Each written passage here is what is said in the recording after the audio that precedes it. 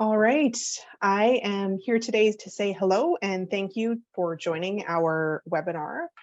My name is Megan Gervais and I'm the Chief Technology Officer here at Protein Industries Canada. And for the next hour or so, I will be your tour guide through a conversation about the program that we have set up with our second fund here at Protein Industries Canada, how to apply for a project, what participation in a project could look like, and looking forward to questions that you may have along the way. We have folks joining us from across the country today, so good morning to some and good afternoon to others. We do have the question and answer box active, so if you have questions, you can certainly pop them into there. I'll try and keep an eye on it during the presentation, but really we have about 30 minutes of slide content to go through, and then we can tackle questions toward the end of the webinar as well. So I see that we have a good number of participants logged in.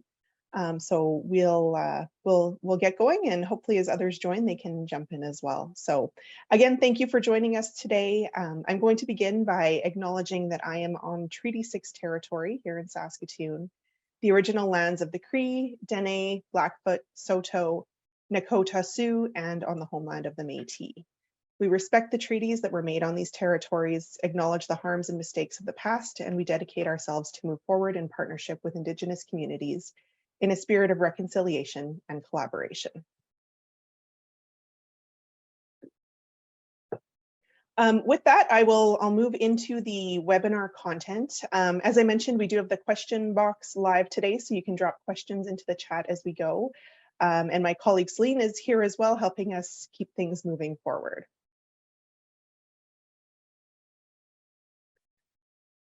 All right, so we're here today to talk about project collaboration with Protein Industries Canada. This is part of the Evolution Tour that we are doing across Canada. So we've had a stop in Calgary last week, we're in Vancouver this week, and we'll be doing in-person sessions in a few other locations as well.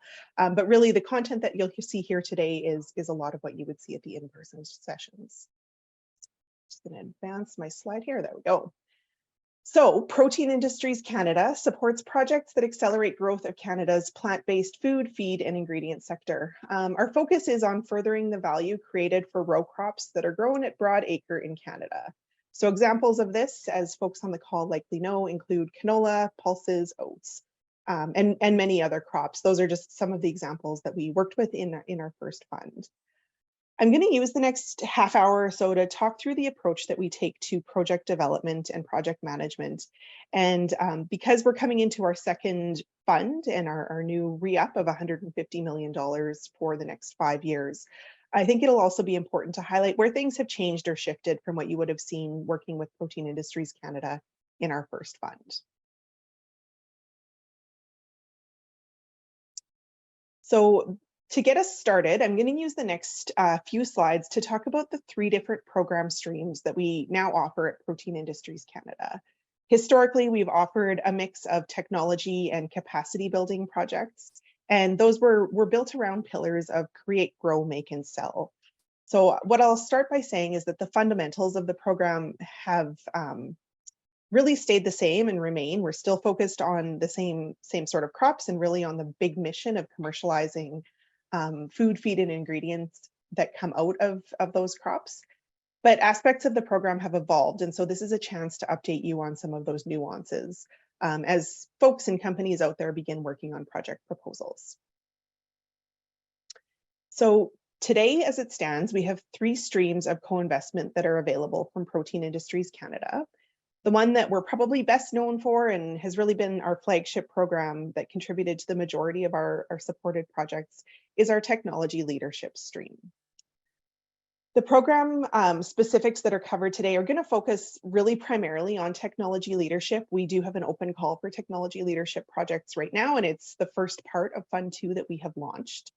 This program has evolved in Fund 2 to have more of an emphasis on ingredient processing and really requires that consortia across the value chain have defined commercialization objectives within the project. So when we got to the end of Fund 1 or started to work on our application for Fund 2, we stepped back and took a look at which aspects of the work that we had invested in to date had the greatest return on investment for the sector, so to say, or the biggest impact on jobs and GDP.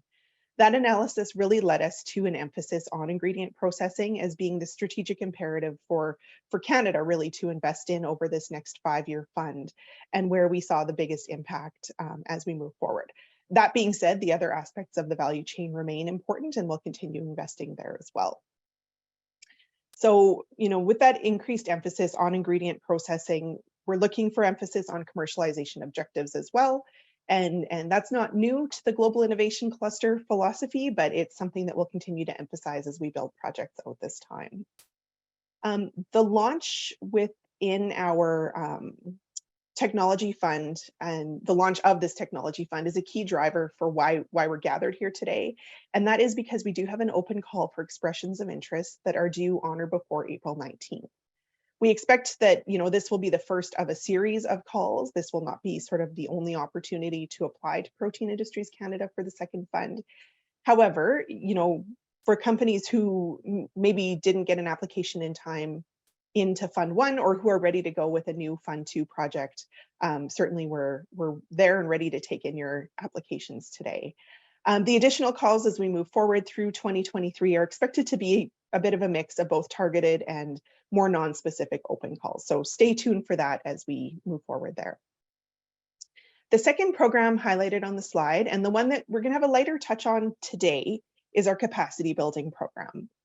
So capacity building projects are, typically projects that will have an impact on the sector as a whole, really benefit the entire ecosystem, often led by the nonprofit sector or organizations that maybe didn't participate in technology projects, but really could make a meaningful impact on the ecosystem in sort of a broader sense. In Fund 2, Protein Industries Canada will be seeking capacity building projects that emphasize increasing market knowledge for the ecosystem, understanding innovation infrastructure, so where are the needs for innovation and infrastructure, supporting access to talent, labor, and skills, and bolstering a supportive regulatory environment for Canadian products. At this point, we're certainly open to discussing and beginning to build the concept of capacity building projects, and anticipating that our first call for capacity building projects will come later in 2023. And then finally, in our stream of projects, the third one that I'll mention is our artificial intelligence commercialization program.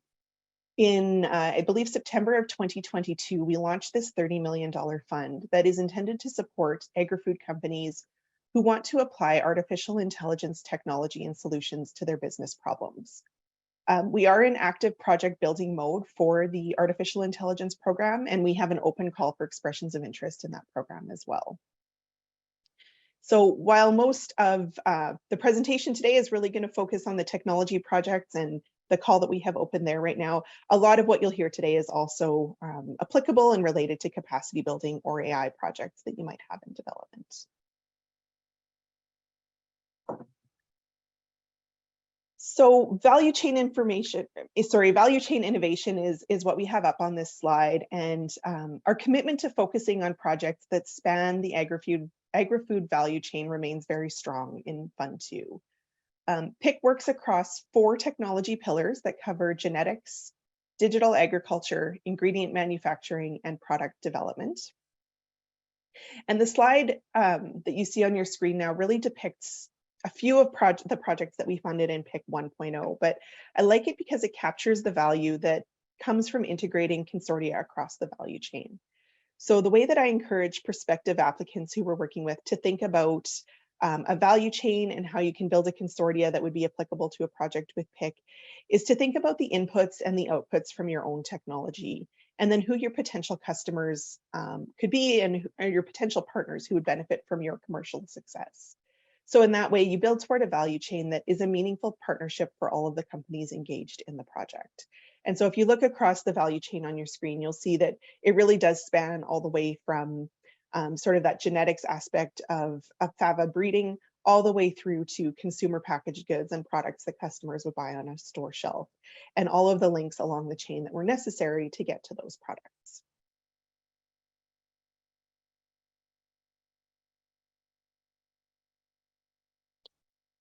All right, switching gears a bit and focusing on those words I just mentioned around genetics, crops, ingredients, and products. If you've been part of the Protein Industries Canada ecosystem for some time, you are likely to be familiar with what we referred to as the 20-20-40-20 split across create, grow, make, and sell. So what I'll say is that our focus on the agri-food value chain remains, and we've really shifted our thinking somewhat around the language and the terminology that we use, focusing more on the output of what comes from each stage of the value chain. So with that, our investment thesis is really now built around the terms genetics, crops, ingredients, and products. You'll notice that the relative weighting for each pillar in our Fund 2 program has also shifted slightly. And this goes back to the comment I made early on about really looking at the return on investment that came from each stage of the value chain in our first fund and how we want to continue to support that in Fund 2. So you'll really note that we've, I would say, doubled down on sort of the post-harvest processing end of the value chain, intending to emphasize production of ingredients and then really use of those ingredients in consumer products. So about 75% of the fund will be focused in the area of ingredients and products. That leaves 15% of our total investment fund to contribute to genetic improvements in focus crops. And then a remaining 10% of the fund to focus on development of measurement, validation, and reporting technology to support sustainability measurement. I'll also note that the crops pillar, where we've had our digital projects sort of fit in the past, is now also supported by our artificial intelligence program, which is an additional $30 million fund targeted to those sorts of projects.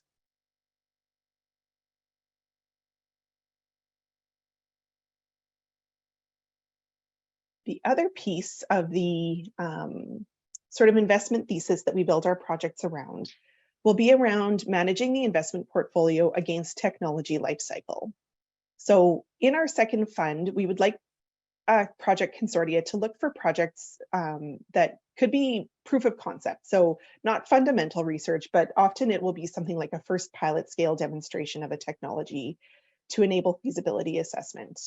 A second group of projects will be those that are technology scaling, and we really see about half of the projects that we fund in Fund 2 be around scaling, so maybe a first commercial deployment of a technology that's already gone through pilot phase. And then the third category of projects are those that would be what we would call commercially ready. So looking at deploying technology that we know is commercially viable, but bringing it in under new conditions. Perhaps it's technology that's been deployed elsewhere and is now coming into Canada, or it could be an existing processing facility or operation that can be improved by bringing some new technology into it. So we've got sort of the guardrails there of looking for 20% proof of concept work, 50% scaling, and 30% commercially ready. I think it's important to share that really the scale and expectations for projects will differ within each of these categories. So for instance, a proof of concept project is likely to be smaller in scale, shorter in duration, and frankly, will have a less developed commercialization plan or strategy than something that is a commercially ready project. Similarly, when we think about a scaling project, they might not have a fully fleshed out commercialization plan, but it will be essential that by the time we're in a scaling project, consortia are able to communicate the framework and project cost elements that capture their commercialization plan. So you might not have all the details of how you're going to get to commercial success, but you'd be able to clearly say where the gaps are and how a project will help you to solve them.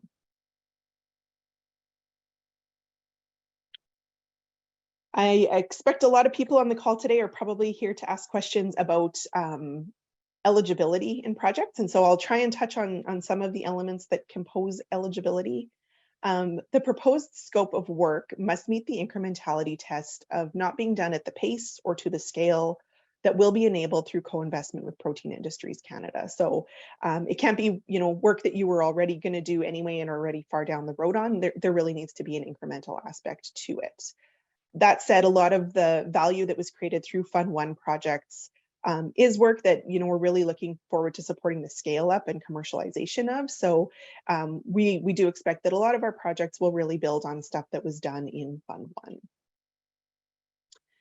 1. As one of Canada's global innovation clusters, we are really expected and intended to fund projects that are going to achieve commercialization outcomes, or at least be on a path to near-term commercialization within the program timeframe. So just for context setting there, this new 5-year tranche of funding, it's a $150 million fund, and we have a timeframe of out to March 2028 to deploy those funds. So about a 5-year timeframe starting next week.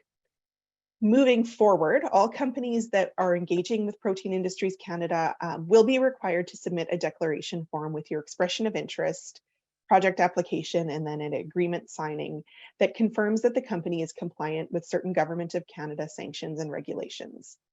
This is a standard requirement for all Canadian businesses, and really just the program calls it out specifically so that we can have applicants confirm that you are compliant. And then finally, applicants need to be, of course, working with a crop that we are here to help support. So taking that focus back to row crops that are grown at broadacre in Canada, canola, pulses, soy, oats are all examples of crops that we've had companies work with in the past. So it is quite a large range that we work with.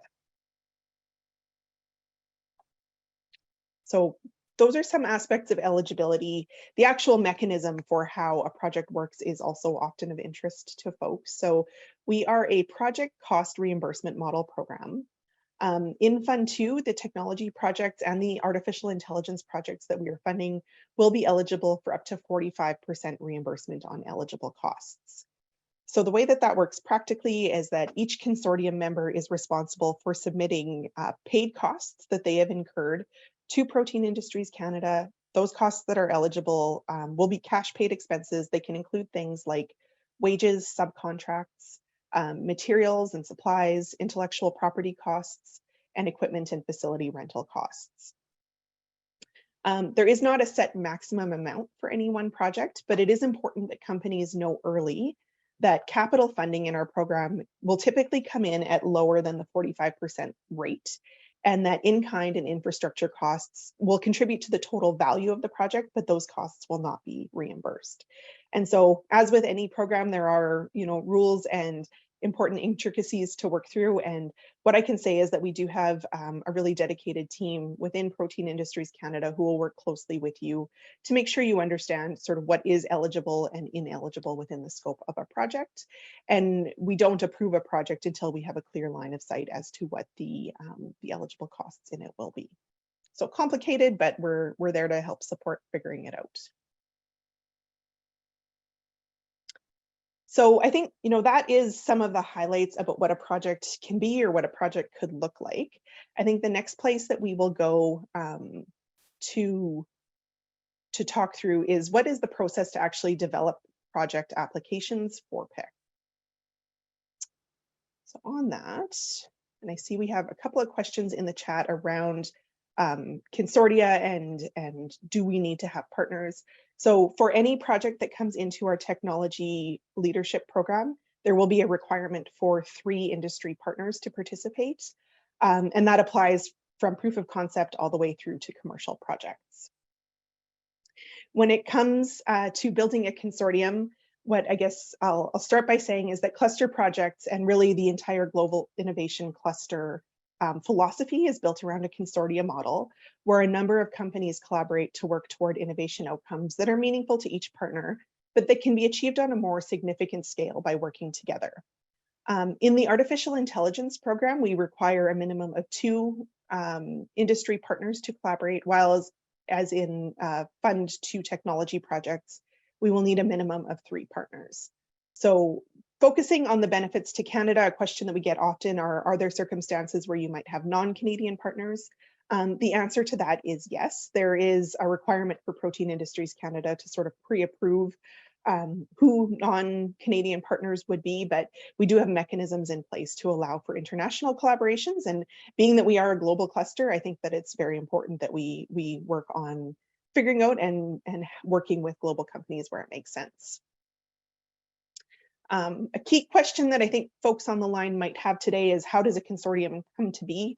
It's a really great question, and I think is one of the most fun and also the most challenging parts of building a project with Protein Industries Canada. We do have a team of people who are our project development team, and they are a fantastic resource to reach out to if you have a project concept and you're seeking members. So you might know the type of company that would be a good partner, but not, necessarily be able to connect with one on your own. We are always happy to make introductions. That can be a very important way of building a consortium.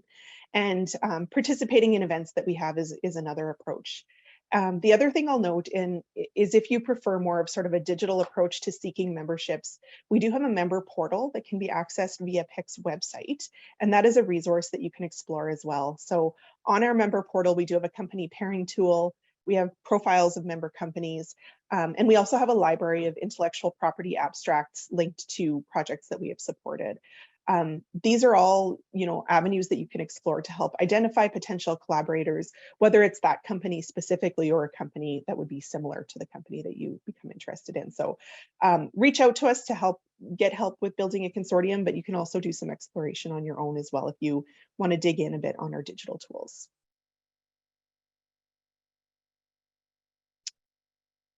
The project lifecycle, I think, is an important point to note. I've just mentioned that we have a 5-year runway now with Fund 2, and we do anticipate that we will have some projects that will be 4, possibly longer than 4 years in duration.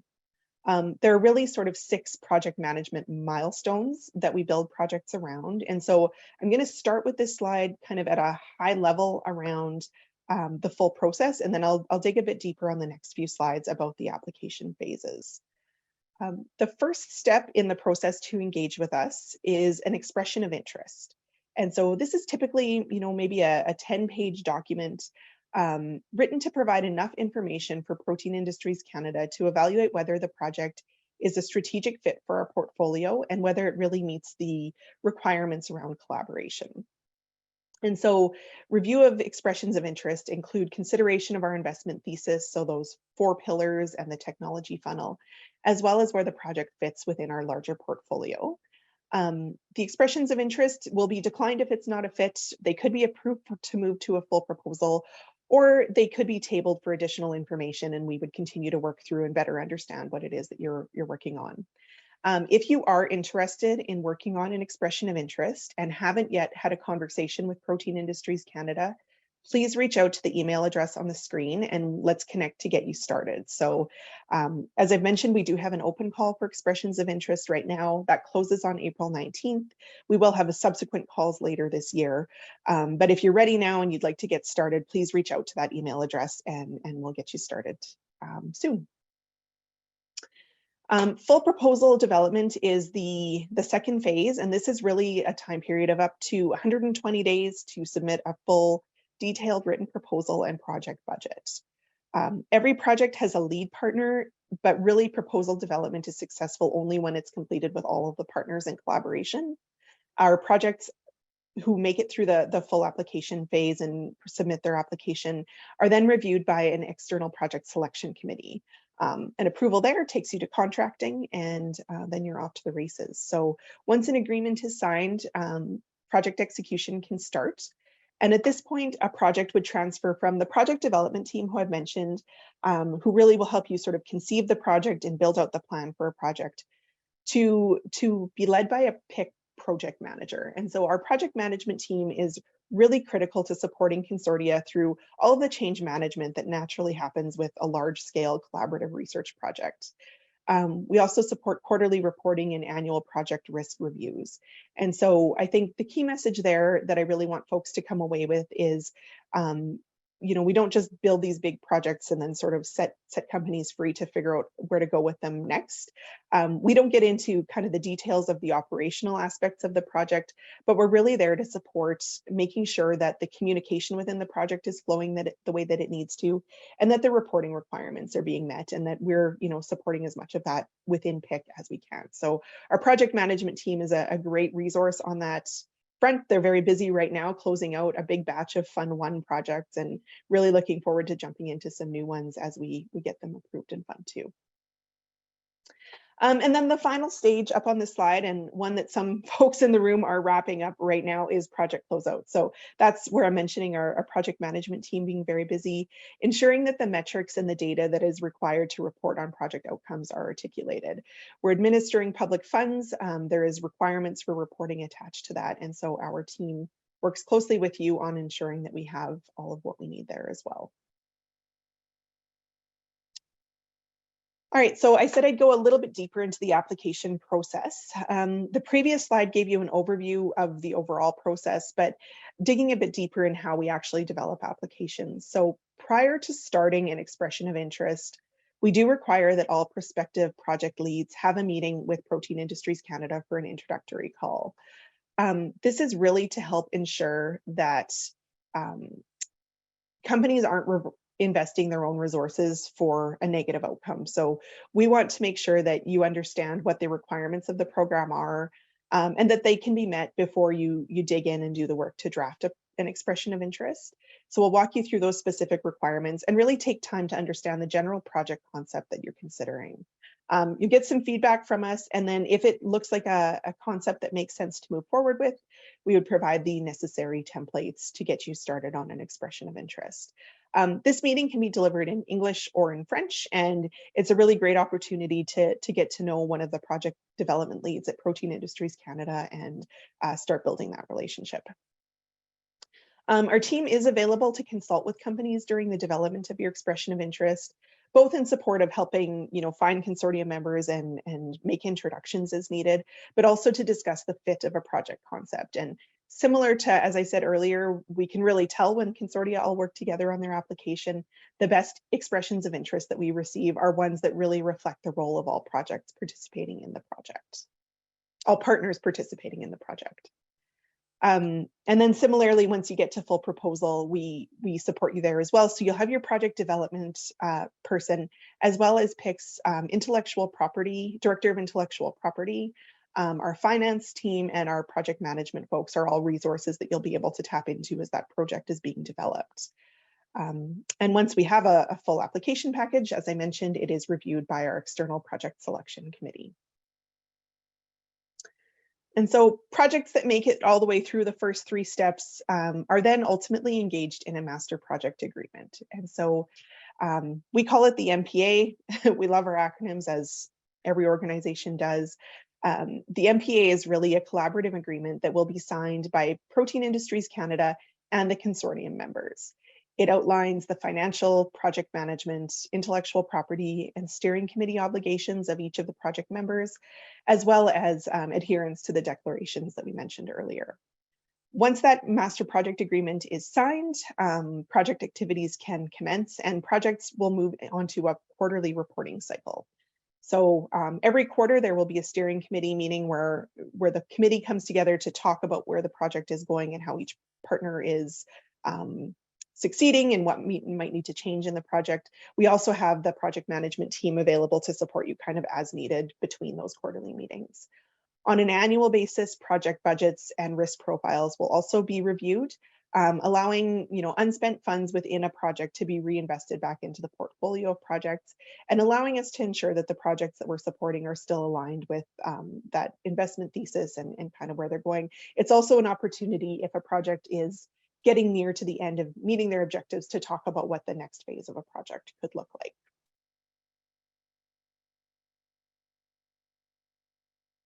And so that, I think, gives you, I hope gives you the nuts and bolts of sort of how a project comes to be and how a project operates. I'm just going to use the last few slides here to talk about how our technology projects are structured to support strength of our ecosystem. And I think this sort of plays into the capacity building projects as well.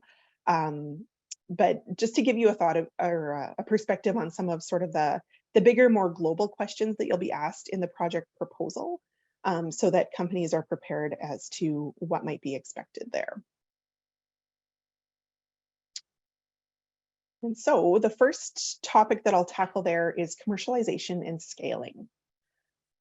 Canada's innovation clusters have a mandate to deliver on commercial outcomes. So to ensure that we're moving in the right direction, project applicants are going to be required to demonstrate both, I would say, business acumen and the anticipated economic benefit of their proposed project outcomes. So the technology and the science behind what you're doing and the innovation is absolutely important, but really equally important is the ability for this to be a successful business in the long run. So successful Fund 2 proposals will define the value proposition that drives product commercialization across the consortium and a business plan that is going to support market entry. The slide that you're seeing on your screens now depicts topics around supply chain, technology, intellectual property, business financing, market strategy. Project proposals are going to be asked to address these topics, as well as really defining who your customer is, what is specific or unique or important about the functionality of the product you're developing, and what are the operational and technical expertise that the team is bringing to the project. We know full well that not every project is going to be able to answer or resolve all of these elements, and frankly, this is part of helping companies grow. And so, we know that you won't have all of the answers up front, but really what we're seeking is that consortia are realistic about the resources that are going to be required to execute the project objectives, and projects and consortia who have a path to answer those questions. And so that hopefully gives just a bit of a perspective on commercialization and scaling and what we'll be looking for built into project proposals. The second sort of big global topic that I'll talk about in terms of project applications is economic reconciliation. Applicants coming into our Fund 2 projects are going to be asked to describe an economic reconciliation plan that links into their project. What we're looking for here is progress and participation from the ecosystem, and we fully appreciate that the approach to economic reconciliation will be unique in each project, and often even for each consortium member within a project. And so we're looking to be descriptive here, to have the ecosystem talk about what steps they will take toward economic reconciliation. It will not be a prescriptive sort of exercise where we have specific requirements about the what. PIC will support companies in going down this path, providing suggestions and programming and likely some specific programming within our capacity building projects to help companies make progress toward economic reconciliation. And so just to sort of frame this out, the approach within your project could be looking at having organizational training around what economic reconciliation is. In other cases, it could be companies incorporating procurement or targeted recruitment strategies. So the goal with adding this requirement into your project plan is really to have companies take steps or a first step toward economic reconciliation in a way that is appropriate for the size and the scale of the project and the company, and really globally to help the ecosystem increase awareness around economic reconciliation opportunities in Canada.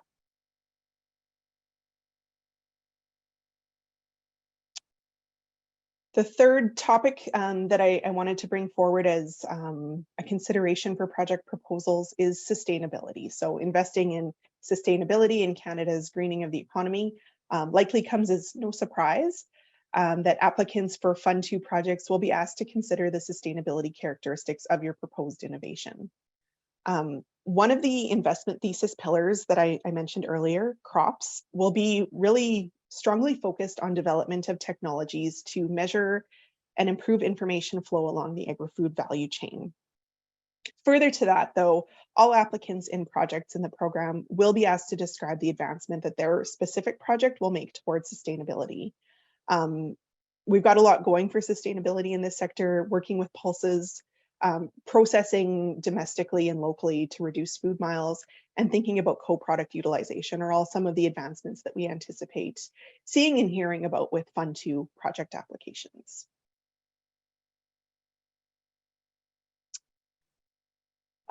Intellectual property and data governance are not new aspects in the program, but they are, I think, an essential discussion topic for companies engaging in collaborative research. So a lot of the requirements around intellectual property management that companies who participated in Fund 1 are familiar with remain the same.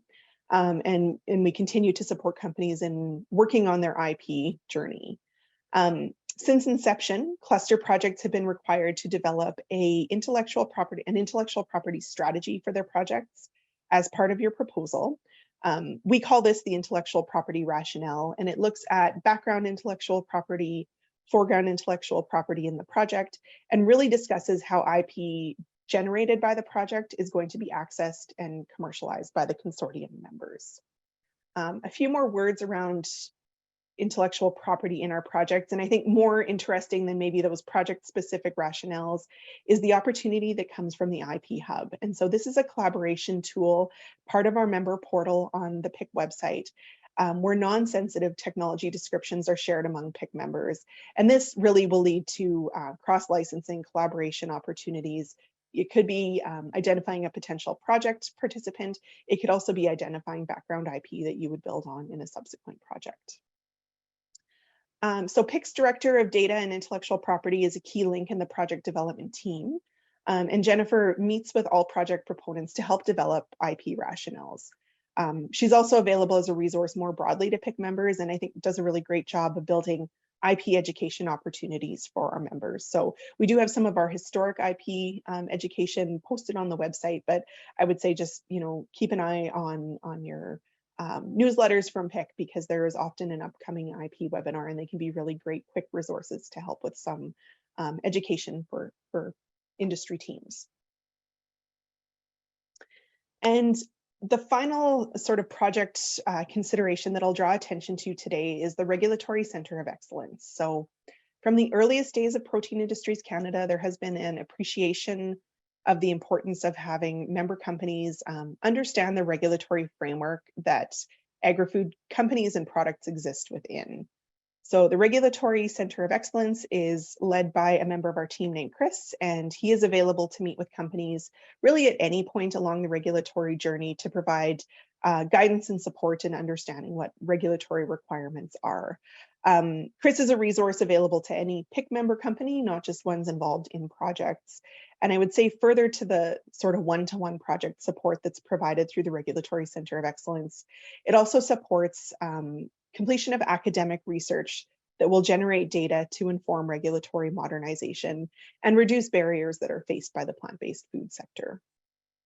So within the development of a project, there isn't a specific regulatory sort of section that is required to be completed, but rather regulatory risk is something that we ask all projects to consider and ensure that they understand.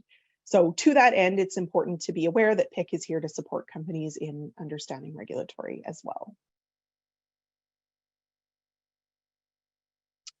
And so that, I think, really brings us to the end of the slides that I had prepared to share today. I see that we have some questions in the chat, so I'll open that up. But I know I've dumped a lot of information really quickly here. I think key takeaway is that you can always reach out to us at projects@proteinsupercluster.ca to connect to talk about a project concept to get started. And we've got a good chunk of time left here. So if you have questions you'd like to have addressed on the call today, please jump them into the Q&A box and we'll go from there. So I will start by just opening up the questions here and answering those that I can. So the first question we have is, can small and medium businesses from any country apply to be part of the project team? So can we have US and European entities? So yeah, we can have foreign companies involved in projects. As I mentioned, it is sort of a case-by-case basis, and we really need to identify who the partner is and why they're important to the project. The mechanism for approving costs for foreign companies, it does require its own sort of exceptional approval, but it's a process that we did navigate in Fund 1 projects and that we anticipate we'll see more of in Fund 2. So I think that one is good. The second question I've got here is, for proof of concept stage, is it also preferred to have a value chain approach for project partners? So yes, any project that is coming into our technology leadership program will need to have at least 3 industry partners. That value chain might look different at proof of concept than it would at commercial scale, because the partners you choose may be different. But we would anticipate that you'd likely be working with maybe sort of the project lead might have a supplier into their system, as well as perhaps a customer out of their system who would come in as project partners. And so that would form a portion of the value chain. So hopefully that helps that one. Next question is, can we submit an application for new proteins not from the common row crops? And then I also have a question here as, is microalgae considered an eligible crop? So I'll maybe tackle those ones together. I'm not clear on what the new proteins not from common row crops is referring to. So I will say that we did do some work with crops that are maybe just emerging in Canada in Fund 1. So lupin is one example that I would cite where Canada doesn't have a lot of acreage of lupin to date, but we did make some investments in that crop in Fund 1. So to that end, I would say potentially. But we really do emphasize that sort of the core of the work of the project be focused on a crop grown at broadacre in Canada. Microalgae wouldn't hit that criteria, right? We don't grow microalgae at broadacre here in Canada.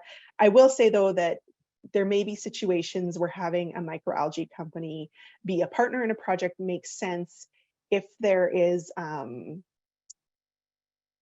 a, I guess, a specific need that microalgae product can help the protein, sort of the core company, with answering. And so we do have some projects that have brought in sort of a marine aspect to their project because having that type of a partner made sense. So a microalgae project is very unlikely, wouldn't be a fit to lead a project with PIC, but there could be, you know, opportunities as a small partner potentially. But that would really need to be driven by a project lead saying that that was technology or a product that was important to have into the mix.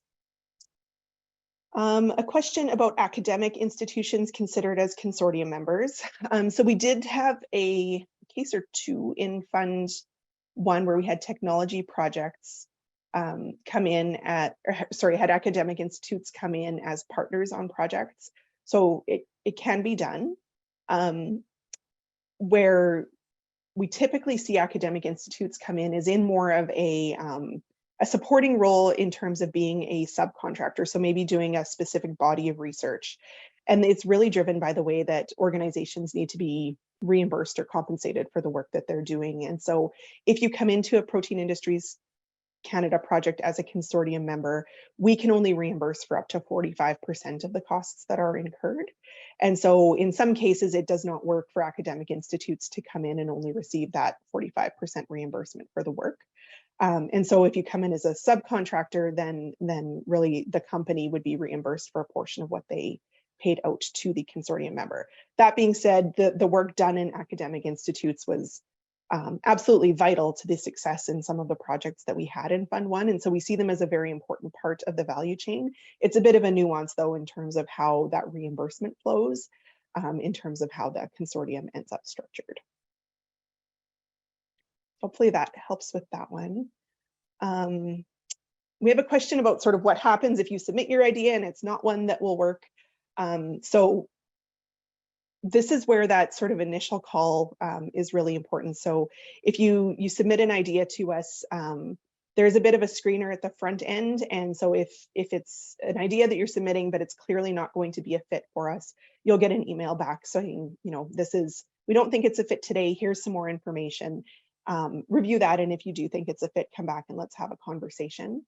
If you submit an expression of interest to us and you get through an expression of interest review, you'll absolutely have a formal response from us, whether it is declined, tabled, or moving forward. You would get a formal response and an opportunity to have a conversation about the outcome and where it landed. So yes, we will not leave you hanging. I need a sip of water. The next question is, can a national research institution participate? And if so, what would a quality collaboration look like? So I think, you know, the answer to that is similar to probably what I said about the academic institutes. We did have NRC participated in a number of our projects, but typically as a sort of a subcontract relationship where they would do a scope of work for one of the consortium members, or often for actually a group of the consortium members. But they did not sign the project, sign on as a project consortium member because of our reimbursement model. And so there's certainly a role for national research institutions. A lot of our companies, I think, really benefited from the work that they did with federal institutes and provincial institutes, contract research organizations, food centers, all the like. So there can be a really important role to serve there. And it's really becomes kind of a nuanced discussion around the structure of the consortium and the details on how reimbursement would work. So hopefully that helps with that question, and really very similar to the academic question. We have a very specific question here about a project concept. So I would maybe, the question I'll just maybe generally speak to it is around images and livestock of imaging, livestock imaging, and whether that would be a potential project. I think this is a case where we would need to have more of a direct conversation about the project and the link that you see between the imaging work that you're doing with animal agriculture and how that fits into the plant protein opportunity. So to this participant, I'd suggest that if you want to reach out to us at that email address, that would be a good place to maybe dig into that conversation. It's probably too detailed for me to answer on the webinar specifically. And so I'm going to stop and take a breath. That is all of the questions that I have in the chat right now. So we'll maybe just give everybody another minute or two to see if we have any others come in. And if not, we can call it done for today.